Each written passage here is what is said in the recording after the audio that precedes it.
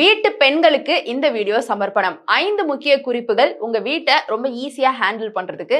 இதெல்லாம் எவ்வளவு பெரிய ராக்கெட் சயின்ஸை கூட படிச்சிடலாம், வீட்டுல சின்ன சின்ன விஷயங்களை தான் பண்ண முடிய மாட்டேங்குது அப்படின்னு நிறைய பேர் ஃபீல் பண்ண விஷயமா இருக்கும். அதுல நம்பர் 1 என்னன்னா, நெயில் பாலிஷ் கொட்டிருச்சுன்னா அந்த கரையை துடைக்கிறது ரொம்ப டஃபா இருக்கும். அதாவது நெயில் பாலிஷ் கொட்டிருச்சுன்னு வேகமா துடைக்க போனோம்னா அது இன்னும் ஸ்ப்ரெட்டா தான் ஆகும் இல்லையா, அந்த கரை போகாது. அதனால நெயில் பாலிஷ் கொட்டிருச்சுன்னா துடைக்க போகாதீங்க, அப்படியே விட்டுருங்க.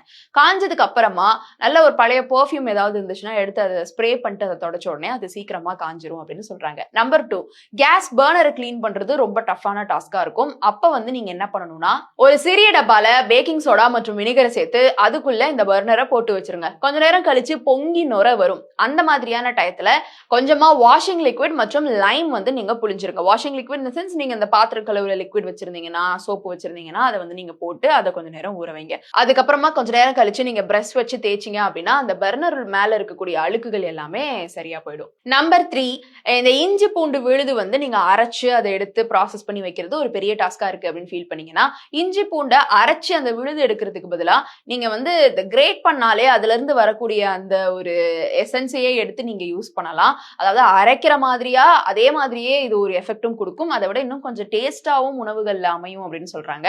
சோ காய் சீவுறதை வச்சு இந்த இஞ்சி பூண்டெல்லாம் நீங்க சீவி போட்டாலும் நல்லா இருக்கும்.